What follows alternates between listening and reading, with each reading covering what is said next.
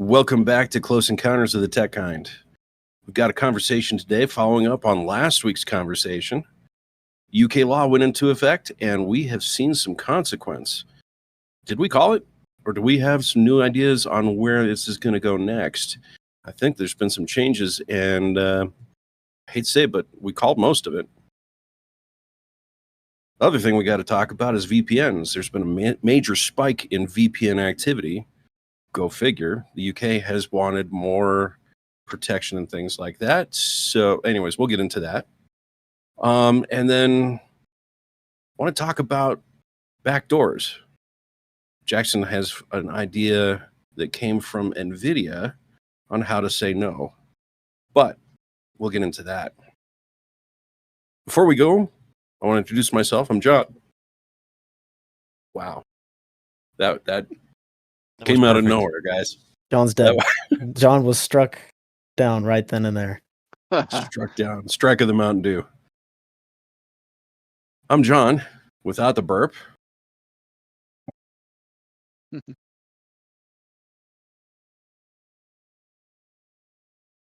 And dead silence after that. I was hoping Mike would pick that up. Hey, Mike. Oh. Who are you? I'm Mike, and usually you introduce me, so that's what I was waiting for. Oh, well, not this time. Fine then. All right. And then Jackson. How's it going, everybody? And then before the episode, we had already decided he was going to have a new nickname. But I'm going to say Engineer Obvious instead of Captain Obvious because he's the flight engineer on us. So insert awkward silence here. That works. So this show is going to be a little different than the last conversations we've had. But I think we're going to get some good perspective on where the UK has gone and where UK has gone off the rails and how they're trying to take us all with them. Have you guys seen the AI generated IDs people are submitting as proof of identity? No, those have got to be good though. Do they have the correct number of fingers on their hands? Three-eyed people. Like, are they realistic? Or are they like? I don't know. They're pretty realistic. Really? The only thing that would be changed would be the information that's actually displayed on the license. It's not just the picture that you need to submit, it's the entire license. And it's like, right, you don't want some random, Ofcom, I believe, is the name of the company that's doing it for the UK, and they are part of the US, part of the US government in the UK. No, they are a governmental organization in the UK, but at the same time, it doesn't come across as respectable or valid, at least to me. What, the fake ID is generating or the company is managing it? Yes. Both, huh? Okay. Addresses are totally out of whack, or are they just like an empty field somewhere? Probably in between houses, like 33 and a third kind of thing. Huh. They do have... Well, you're supposed to run through the pillar, and then you get to the right spot, right? Oh, platform 9 3/4? Yeah, that's right. Yeah. Don't think that actually works. But oh well. Reminiscing on the men who stare at goats for a second. The men who stare at goats? I haven't heard of that. What is that? It's a movie about the psyops that CIA was doing way back when. Whether it's real or not, we'll never know. They won't admit it. But the movie starts with somebody staring at a wall, imagining and visualizing running at a wall and smashing into it as they get up and run into the wall and smash into it. The idea is they're going to run through the wall, but nope.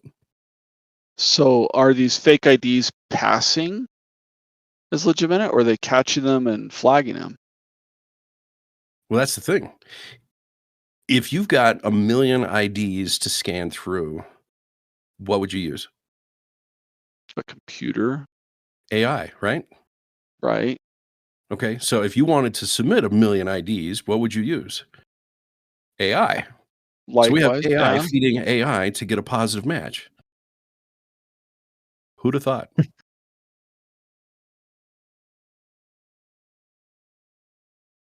So So I guess I don't know how they do it in the UK if they have a national ID, but I mean, like here in the US, usually your form of ID is gonna be your driver's license, and that's different, different per state. So I mean, yeah, it makes sense I mean, especially in the US, it makes sense to use an AI tool. But if you have something like, I don't know, I know Brazil because I've had experience living there. Everyone has the same format of an ID in some form. Um, so yeah, it's whenever you introduce those different variables, then people get lazy and rely on AI, and then you can just use AI to convince AI you're real. Now, one thing that I'm going to have to point out here, because we are on YouTube, we are not condoning the breaking of this law. We don't agree with it, no. but we do not condone breaking it. Absolutely.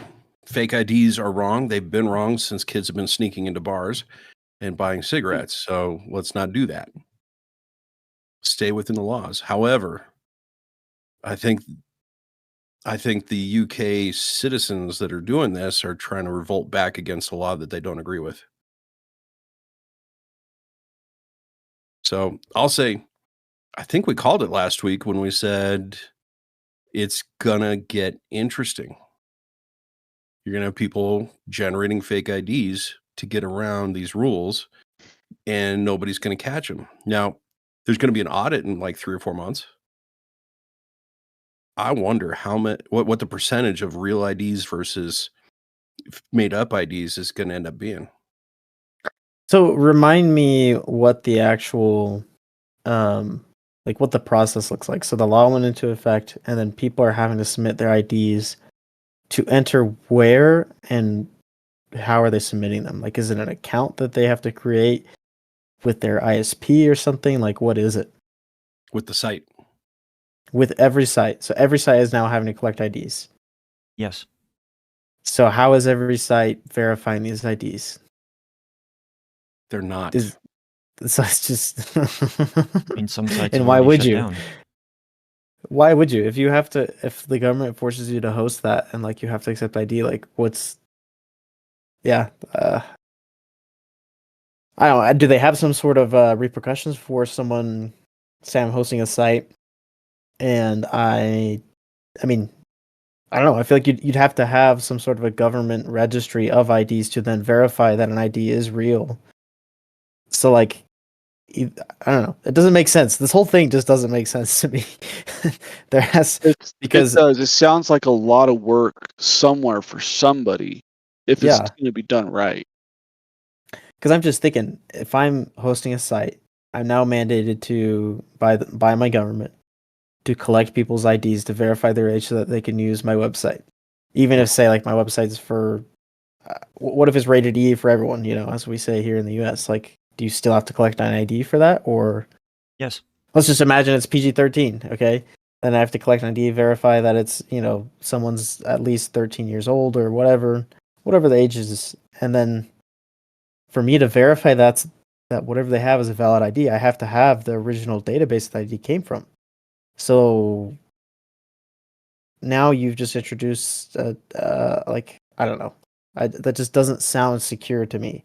If either I have access to that database or I have access to query the database, it just doesn't make any sense. Well, I mean, what's the odds that every site is going to be secure? 0. And Or how, less than 0? yeah, and how good of a quality does the ID have to be? Like, because you're uploading an image, right? Yeah. I mean, can I draw my picture in crayon and submit that as my ID? I mean, Nope, that doesn't pass AI. yeah. So Well, that's the thing too. there, It's up to there, the there, site there's, owners, there, right? but that there's some threshold, and AI does have the capability to generate a very realistic looking photograph of a person. Not saying that it's you, but a person. Yeah, without the Or video checks game and character. balances, done right, it just doesn't seem like it's a very viable solution. Like, like you said, you're using AI to generate something that AI is then going to verify. Like, I thought I saw an article. I was gonna look it up earlier, but I couldn't find it. But I did see something come across my feed that there was something about there are some AIs that are. I think the headline was saying something to the effect that AIs are now passing Turing tests, Mhm. like human or machine, right, kind of thing. That they're now getting AI to be able to pass that. Now I didn't read the article. It's just something I saw in passing in a headline. I was too busy to even look at it and to go back and find it. I couldn't even tell you where I saw it, but GPT could summarize it for you. I'm sure it could. But I just don't think that it's like the whole idea of having a checks and a balance is that you have to have some kind of an outside entity to provide your checks and balance.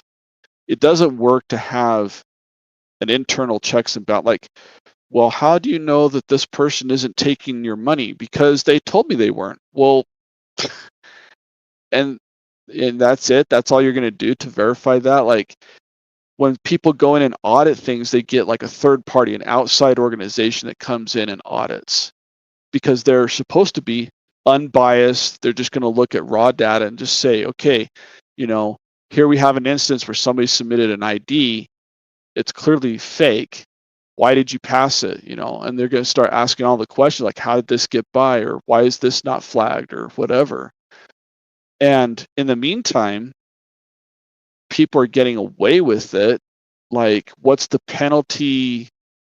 That's the question: is what's the penalty if you, as a website owner, don't? Like, if let's say that minors are able to get into your website, not saying that you have anything harmful, but because you're supposed to be at a certain age level and you're supposed to be collecting those identities, what happens when they discover that, hey, a little 12-year-old kid submitted his ID, passed himself off as 25 years old?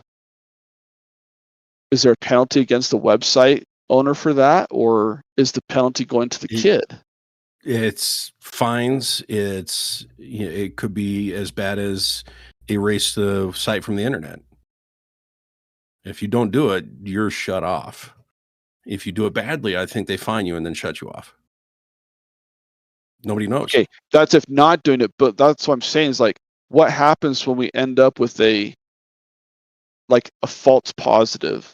Like something was accepted as being valid when in fact it wasn't. Is that because of the website owner? Or is it because obviously I don't think website owners, I mean, how many hits does a website get in a day on an average website? Thousands. And I think we got to look at it from perspective of the law was written a certain way. And now there's so many potential violations. Let's say 30% of these IDs come back as fake. Mm-hmm. 30% of owners or 30% of IDs go into all the sites. All the sites are going to be subject to this. Do you shut off all the sites? I mean, the penalty is going to be insurmountable once they get around to it. So whatever's in the law is not going to be applied. At least I think. Is it going to kill their economy? I could get to your site, therefore I couldn't purchase any products, therefore you go out of business. Yeah. Yeah, it's going to be an interesting one because, I was reading back in the Wired magazine days, going back 20 years when the MP3s were first hitting the market and causing such a stir. It's like when the iTunes store was first conceived. There was estimates from the recording industry saying 300 million people have downloaded an MP3 illegally. And the reply from the artist that was in the Wired magazine, he was saying 300 million Americans can't be felons. There's something broken in this law. Mm-hmm. So, I mean, it's one of those things. I don't know where this is going to go and how the consequences are going to hit, but I do know everybody's going to fail the test because everybody's using these fake IDs. Well, not everybody. There's a percentage of people using fake IDs. Yeah, and it's And I think they've forgotten the original point of the law was to protect children, right? Which we're all in favor of. We want to protect Yep. kids, keep things age appropriate. It's a huge. I mean, I feel like that's something that 99% of people can get behind. But then when you do it this way, now instead of protecting kids, you've just kind of just punishing website owners for no reason, because kids or adults or whoever are gonna be. I mean, as we're seeing right now, they're creating fake IDs. So then, what are you going to now punish the kid, or which it doesn't seem like that's what they're going to do. They're going to go to the website owner and punish them for allowing them onto the website, for not having to double check some fake ID. So it's like there is just no winning in this whole so situation. that's what I'm saying, is because whoever presented the fake ID, well, obviously right there we have an anonymous user, except for maybe an IP address, but not everybody has a static, unchanging IP address. Those change all the time, so you can't even pinpoint. I mean, maybe you can narrow it down a little bit, but you're not going to know exactly who it was. You still can't prove, and I think I said this in the last episode, you can't prove who's actually sitting behind that computer at that moment. Yeah. Well, and they could be using a VPN, and VPNs are Yeah. now really, really popular. There's like a 1,400% increase in VPN usage right now. So, I mean, those that want to do it will find a way to do it. But Jackson, to your point with the we're saving kids, I worry. Like, I'm all for saving kids. Everybody's all for that. I worry that this move is going to make people frustrated enough to say, let's not do this again. This was too heavy-handed of a information grab. And who did we save? How many kids have been saved? And I'm not asking for numbers rhetorically. I'm saying, how many kids have been saved by this, and how many billions of dollars is this costing? Right. Not to say that there's a good number for that ratio. Every kid should be safe. 100%. I would say the only kids it's keeping safe are the good kids that it wouldn't even be an issue even without it. Like, bad people are going to be bad people. Criminals are going to be criminals. It's kind of hard to make certain rules and certain things, because if you're trying to stop criminal activity, well, criminals break laws. That's what they do. So you make a law, well, they're already breaking laws. It's just going to be one more law that they're going to break. I mean, Stop it's that. kind of, yeah. Let's make it what it illegal feels to like. break the law. Hey, you can't, like, you're robbing the bank. Hey, you can't use that brown paper bag. Oh, geez, sorry. I'll put it in the trash. Sorry about that. Like, really? I mean, no. So Yeah, I think it's like if we're really worried about protecting the kids, I think maybe the money that they're going to be spending, building whatever infrastructure that they're trying to, it doesn't even seem like they're putting any money in it. They're just going to be getting money from people who fail to comply. So anyway, what should be doing is they should put money into education, right? I mean, a lot of educate the parents on how to keep your kids safe online, how to keep that communication line open. I mean, I don't have kids. I know you guys have kids, but I mean, I grew up as a kid with technology, so I know what it was like, and I know that there is a way around everything. If you want it to be, if you want to get to something, you can get there. Mhm. And especially, I'm sure the kids of the next generation that are coming up now are going to be well beyond my skill even of getting around stuff, just because they'll grow up doing it. And it's not to say that the kids are bad, it's curiosity, honestly. Like, hey, you're not allowed to watch that movie. Oh, why not? I want to watch the movie or whatever.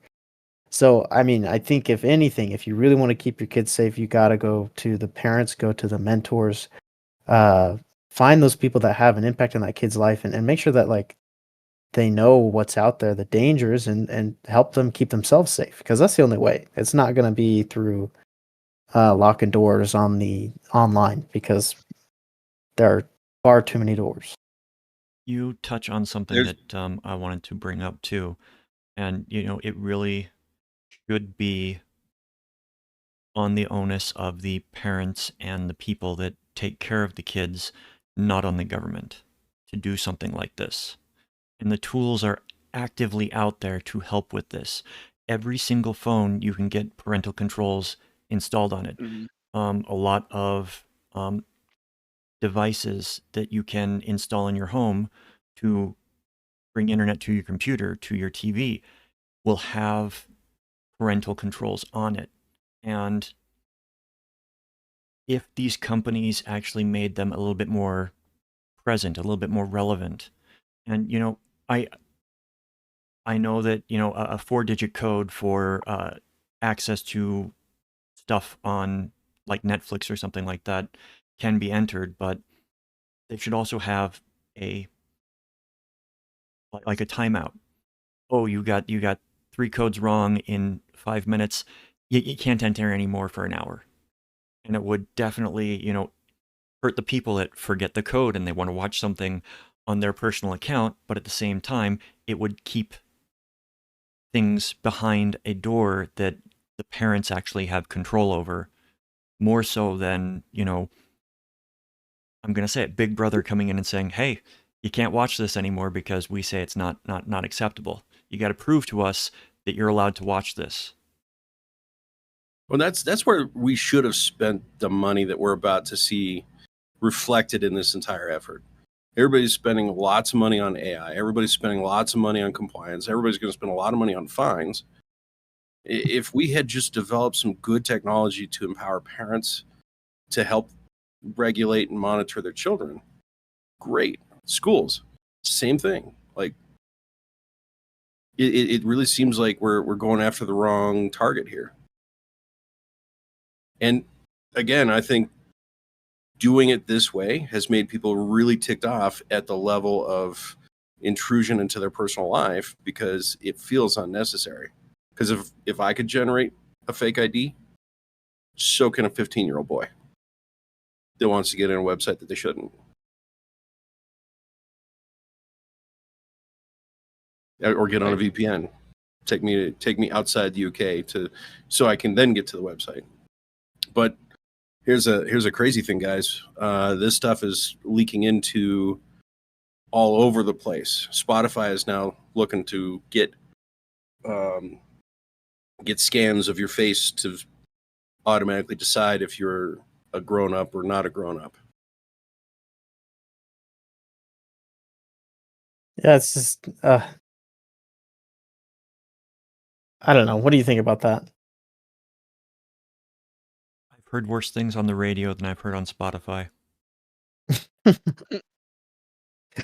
Yeah, I don't even know what would be. I mean, I can imagine there's certain podcasts I'm sure I wouldn't want a kid listening to, or who knows what.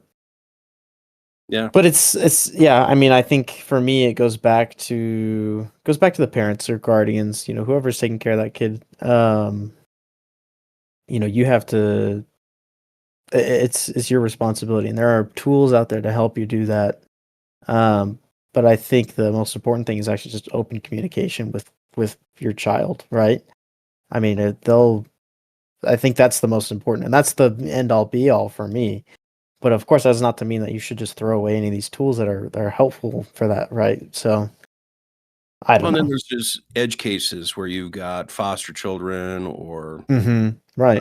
orphanages or group homes or things like that, where kids actually have a rough life or the parents are just not there. We should develop tools for that too. Right. Yeah. And punish all the adults for being grown up.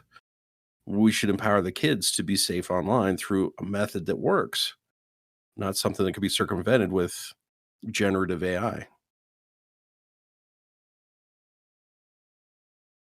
I've got Yeah. ideas on it, but I don't know. I'd like to see. I mean, I remember when I was in school, we took lots of courses, and we always had to have um, we'd have people come in and have big I don't even know what you call them, like big presentations on drug use and all this stuff, how to stay safe from drugs and all that. And I was like, well, I mean, there's a lot of other things that I think would be beneficial in the public schools and in your civics class and all that. Like, yeah, internet safety, I think, is a huge one that needs to be implemented in the schools. And I hope they have something implemented. I'm sure they do in some places, but I don't think it's nearly as prevalent as it needs to be. I think they would Because need that's to where you take, catch the general public, is in the yeah, schools. they would need to take the right approach, because a lot of the, at least what I remember from the schools, the education programs that they had for the things that you shouldn't do is don't do it. Don't do it. Right. Just say no. Yeah. And it's like, okay, all the bad things that were said about the thing you just said. I know people that haven't had those bad things happen, so I don't believe this now. And I think that's the skepticism that one, I think, is a healthy skepticism. So when a big organization says, don't do this thing, but the consequences don't really match what your perceived reality is, your skepticism kicks in and says, okay, I want to know more. Like the maybe it's a variant of the Streisand effect where, if you're not supposed to look there, well, okay, maybe I'm going to look there. I'm going to find out more about it because you just told me not to. Mhm. I can relate that But to, VPN, go ahead. I was going to say I can relate that to a very famous fairy tale. Bluebeard told his wife, don't look in that room. What did the wife do? She looked in the room. I won't say what happens next. It's yeah, we want to stay family friendly on this. But yeah, it's one of those very slippery slopes. Like everybody's all for saving the children, but I don't think that should come at the sacrifice of our humanity. I would venture that a lot of the thinking about it is somebody has to save the children. Can't it be them? Like, I want them saved, but I don't want to do it myself, so let somebody else do it. And that is why we have certain overreaches like this. What I perceive as an overreach. Where you get, well, and again, let's save the children. No doubt about that. But let's do it different. Let's find a more direct and more effective intervention tool than block the internet. It was funny. One of the guys I used to work with, the 80s was great. Like the internet became a thing. The 90s was a decade of putting the internet in all the schools in America. The 2000s was locking it down so you can't use the internet in schools. Mhm. So, did we help ourselves? Yes. Did we help everybody? Maybe. I miss the 90s. A wide open internet that I could go to anywhere, surf to colleges and see the experimental stuff that they're playing with. I just see it. It's ridiculous, though, to make it required for all websites, regardless of content. Like, there are clearly websites out there that have very specific content that is only supposed to be viewed by people meeting certain requirements. I'll just leave that at that. So I can understand forcing websites of that nature to be regulated and to have to go through this process. But if your website doesn't meet that criteria and all you're trying to do is you're just trying to sell your widgets, or advertise your services or do something, there's a bazillion things out there that are family friendly that wouldn't require this. I don't see why they're required to meet that criteria. Yeah. It just makes absolutely no sense whatsoever. I think it'd be awesome if, and I'm not advocating for this at all because it's total censorship tool. I think it'd be awesome if Microsoft or Apple or one of those tools had a sense on it to say, hey, we've scanned this. We've validated this. This is an okay site for you to go to. You've got your ID when you sign into things. They're just slowly coming on board with that to have your Apple ID linked to your identity, so that when you sign into the computer, your iPhone or whatever, that you can actually see this is a child or this is an adult, and then allow that. It would be awesome if at the user level, it identifies you and your computer says, yes, I can, or no, I can't. Be way easier to protect. I would trust my kids to give them a phone that says, I will not let your kid get to bad sites. Mm-hmm. Yeah. Let me say it differently. I would rather that than give my driver's license to every website I have to interface with. Mm-hmm. Yep. Yeah, I think it's I see this a lot with people and just problem solving in general is, I always think of a tree. People are always chopping off at the branches, which should be going out into the internet, going to every single site and having them require that. I mean, just get to the root of it, get to the device level, get to the individual that needs to be protected instead of, chopping at branches, because you're just not going to get anywhere. This really should have been brought forward to like the IEEE, get them involved, get the internet. What do they say in what is that show? The British show that's The Office, but nerds. Oh gosh. Oh, Artie, come on, help me. the British show is it old? IT Crowd.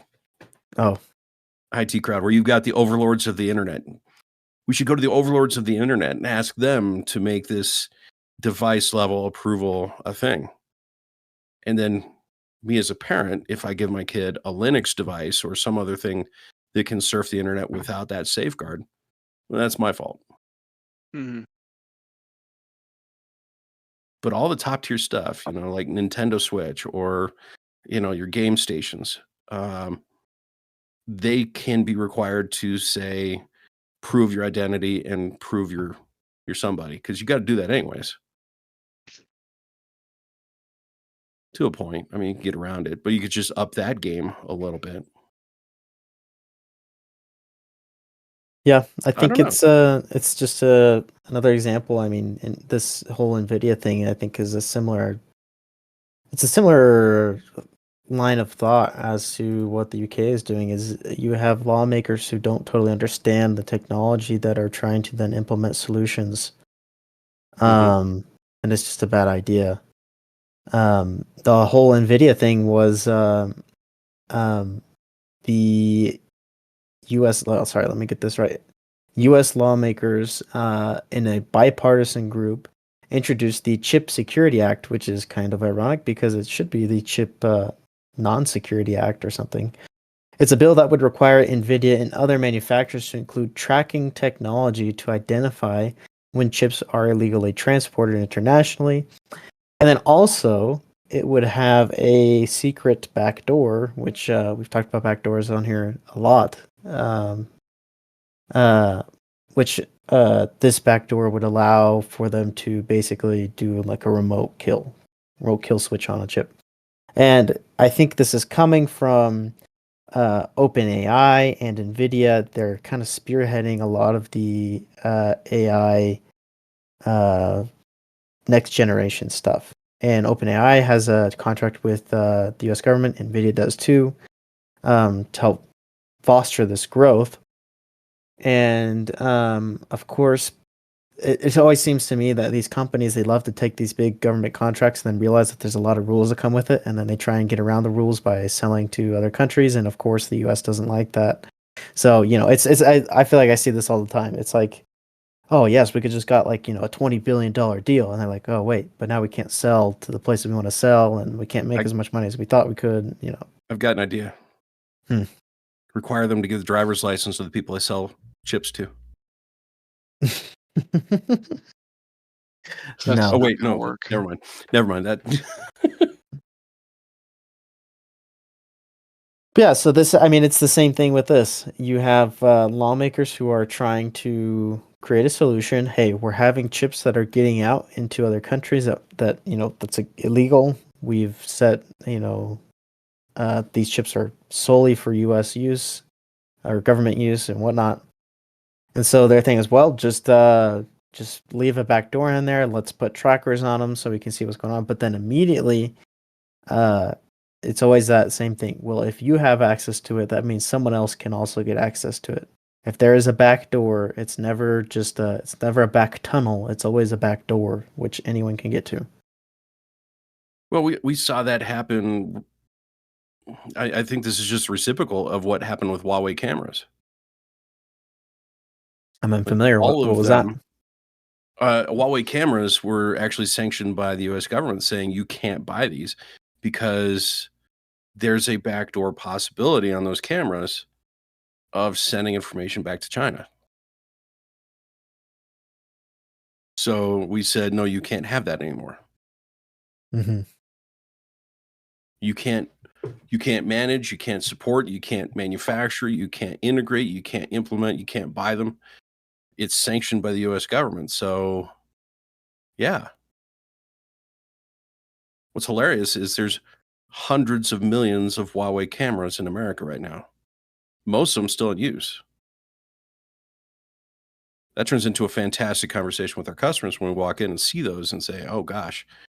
And now we have to take extra levels to prevent those from talking back to China. Mm-hmm. I mean, it's like DeepSeek.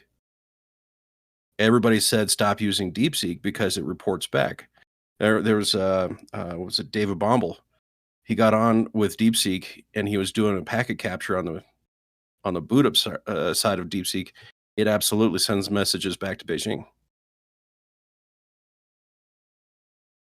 It's just a here I am kind of thing. But nation states are always trying to find ways to get into other nation states. It's unfortunate that we're trying to do it. I mean, it's the wrong tools for the job.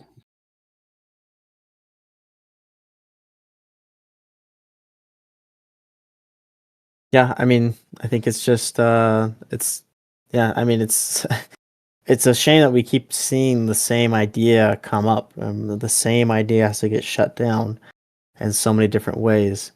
And props to Nvidia for pushing back on it. They actually said, there is no such thing as a good secret backdoor. Only dangerous vulnerabilities that need to be eliminated. So I mean, I think he's absolutely right. As soon as you introduce something like that, you're just asking for it to be abused by someone. Eventually, the door is discovered by somebody. I mean, look at the cell phone breach that we had with Salt Typhoon. All our cell phones were monitored and tracked and recorded by China because somebody put a backdoor in. Like this, that's not how we should do things. We've got courts, we've got subpoenas, we can go after people and say, show me your records, show me this, show me that. It takes time. We don't want to use computers to manage that. Did you hear about Signal? No, what's that? What? They're threatening to pull out of Australia because of the backdoor requirement. Oh, Who's Signal? Are they a cellular provider? No, you know Signal, messaging app. it's a messaging app. Yeah. We talk about this? I'm trying to remember. Was this the one that the Kind of, U.S. officials were like, you cannot use that? People were trying to scam them on it? Yeah. Ah, okay. Signal is probably the benchmark for end-to-end encrypted communications.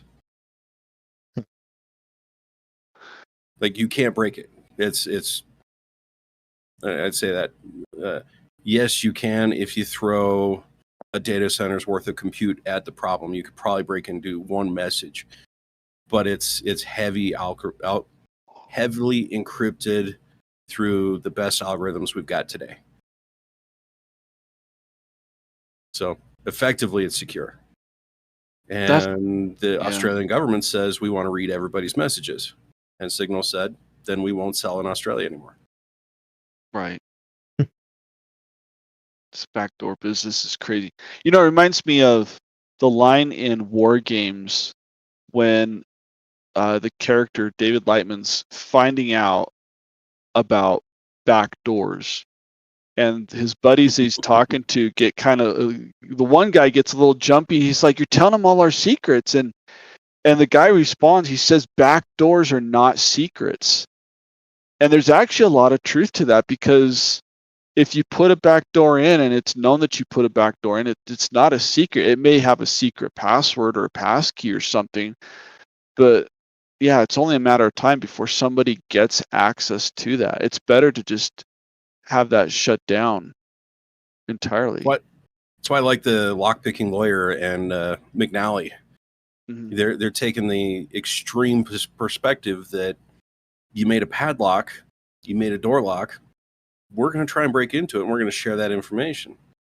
I mean, it's really extreme, because before that, it was secret knowledge. Only locksmiths can know, and if you're not a locksmith now, or your daddy's not a locksmith, you won't be a locksmith. But security through obscurity should not be the mantra. It should be secure outright. Yeah, nobody is above the law. That's the best way to go by. There are no shortcuts. There are no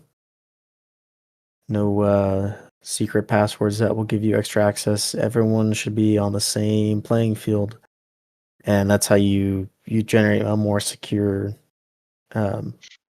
base for what you're doing. We've seen hardware vendors who have hard coded the admin name and password into the firmware, and look how they get trounced in public, the technosphere that we're in. Like, they get ridiculed for doing that. Now the government's Many of them trying are to no longer in business. Yeah. Now the government's forcing that. It's like, it's wrong tool. Go confiscate the phone, throw your best hacker at it, you'll get in. I mean, that's where they're at nowadays. I mean, look at the NSO group. I don't want to name the product because I don't want to get demonetized, but they can hack into a cell phone with their multi-million-dollar software, and they only sell to nation states. So, yes, if somebody's a threat, the government can get in. But it should be targeted. It should be through investigation. It shouldn't be a dragnet for all of us. Anyways, I feel like I'm getting all doom and gloom on this. Lighten the mood up. What else can we talk about? Well, what do you got? We missed one, didn't we? We skipped one. VPNs. Oh yeah, we kind of just grazed over that. Yeah. What's a VPN? Virtual quiz, private network. Virtual private network. Yeah. Meaning it's a network that can be anywhere, but it's set up that it's supposed to be set up that only you or a select group of people that you know have access to it. As though you were all working in the same room or building or something like that. But instead you can be just about anywhere in the world. Jackson, do you know where VPNs really started? No. What's the connecting two organizations to each other over an open, unsecured network? Mm-hmm. Meaning, if you got two office buildings, you need a way of getting data from office A to office B. Right. So they developed some cryptography and some rules for negotiation. So now your two buildings can talk together and nobody knows what they're talking about. And then, gosh, if I can do that, maybe I could have my home users, maybe I could have my IT guy sit at home and remote in late at night when he's doing his work or whatever. So let's give it to the user. And then the next genesis of that was, okay, so if I'm using the internet and it's going to go through the corporate firewall that's making sure everything I'm doing is safe, I'm going to force the remote user to go through my corporate firewall that scans and detects all malware and bad sites that you go to and prevents that. So now I have a remote gateway. So the remote gateway is your point of access to the internet. So me at home would go to our office, and our office would go to the internet website. The internet website would see our office public IP. Great. Now we've got a secure method for doing anything on the internet. So then some entrepreneurs got together. They said, that remote gateway sounds awesome. I think I could sell that $10 a month. So they did. So then they set up servers in all over the world that let you connect to them, so that you use their global IP address instead of your IP address, giving you private access to the internet. Or it's way oversold, because we know just because you're on a VPN doesn't mean you're safe. All it means is you talking to that gateway. That's protected. Right. Anything after that is wide open for anybody to scan, snoop, and spoof and detect. And Well, and yeah, any website you go to, you still run the exact same risks as just browsing normally from your home. The only difference is that then a hacker is going to think that you're in Cincinnati, Ohio, instead of where you really are in Denver, Colorado, or something like that. That's about the only difference, is that your location then becomes a little more obscure. But and your communication between you and that location is obscured. Yeah. But once it hits the global internet, it's yeah. clear. Once you hit a public facing website, that website knows. I mean, you're still sending information to that website, and they can still figure some things out. Yeah, I think where it really shines, and where I've found a huge use for a VPN. I have a setup at my apartment. I have a server here that I have a few different services on, but I didn't want to open that up to the public necessarily. That's just too much of security risk, and I'm not even skilled enough to really know how to actively monitor and make sure that I'm not getting hacked. So I mean, if I just use a VPN and we eliminate the whole, I don't need to go outside of out to the internet. I just need to be able to connect to a couple of machines. I just for like some file transfer. That's it. So that is what I find is super useful, is using that just that initial connection, just to using that virtual private network of making it seem like you are on the local network at your business or wherever you're at. Connecting, like you said, connecting to offices. If you have two offices across the country, I mean, how do you get data between those two offices? How can you be sure that it's secure? I think using a VPN like that is a huge bonus and a huge plus to your productivity, I think. And then when we're talking about like VPNs that people sell, right? And I you can correct me if I'm wrong, because I don't use any I don't pay for any VPNs like that, but we were talking about like it's the same if you were to go to some public facing website through the VPN, all that changes your location. Well, I think depending on if you pay for a security package, well then you can also go through their filtering, kind of like what John was saying with, well, if I want to make sure I get the company, go through the company's firewall, you can VPN through the company and then go outside to the web through that. So I mean, I think there is a large, I'm sure that these companies offer that kind of protection. So I mean, it's just a all around bonus, I think. Mm-hmm. My use case is the same as Jackson's. That my last job, we had a lot of users that traveled frequently, and so they're remotely at a job site or something, and I had some very specific internal company resources on an office server that they needed access to. And so I set up their computers to be able to access a VPN, get in so they could use those resources. So that keeps those resources. Because otherwise what I have to do is I have to open up, like let's say that it's a web application. I set up the server. I have to open up my internet ports to be accessible to the whole public internet. And I don't want to do that because I don't want somebody hacking into that server and getting at the data that's on that server. It's like the SharePoint vulnerability that just hit. That's right. If SharePoint was behind a VPN, then it wouldn't be exposed. So when I figured out that the VPN was a thing, and once I got networking hardware that was capable of handling that VPN for me, that made it so much easier, because then all I had to do is, okay, I'm going to set up some users, I'm going to give them passwords, and that's the only thing that's exposed publicly, and they have to authenticate and prove that they are who they are, which means I'd set it up on the computer, and only those computers would have those different keys and passwords. They could get in, they could use the network services at the office as though they were sitting in the office, but that's all they were using. They were not using the office internet to then get out to the public internet. Mm-hmm. And I always shut that down, because it's like, look, if you need the internet, just use the internet from where you're at.